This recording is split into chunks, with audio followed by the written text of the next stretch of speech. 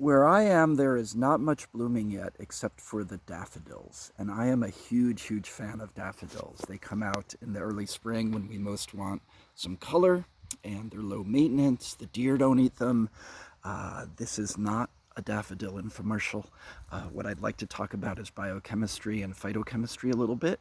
And then separately, I'm going to talk about botany and flower anatomy because daffodils are perfect for that. But let's talk about phytochemistry. There are 6 major classes of constituents. Those are our primary constituents, carbohydrates, lipids, and amino acids. And then we've got our secondary constituents, our phenols, our terpenes, and our alkaloids. And when it comes to daffodil, that's what we're talking about. We're talking about alkaloids. Now, let's be super clear. This is not herbal medicine that we're discussing.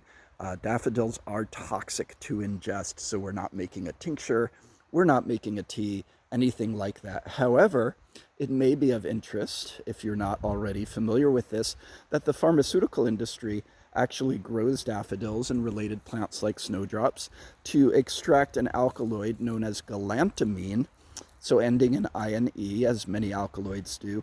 And galantamine is an FDA-approved drug. I believe it's also approved for clinical use in Europe and other parts of the world.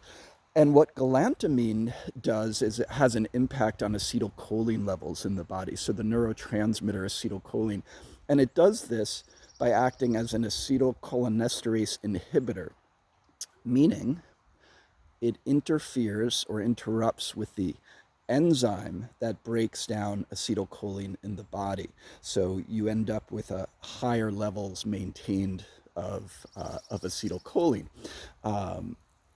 It is also believed to maintain acetylcholine levels in the brain in particular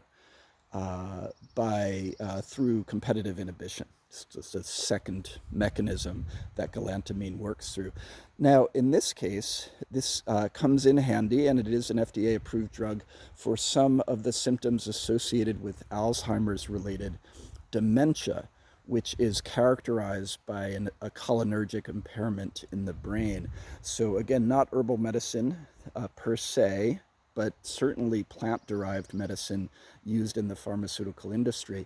And it brings up an important point about alkaloids in general. When I learned that a plant is high in alkaloids, I kind of step back and think, it's probably got some strong pharmacological activity.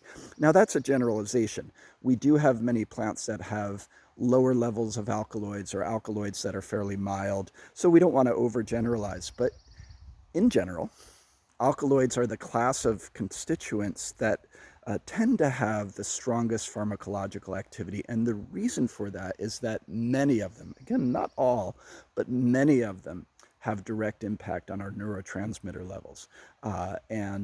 Whether that's, in this case, acetylcholine, dopamine might be another one, for example. So we see a strong pharmacological activity in alkaloid-rich plants.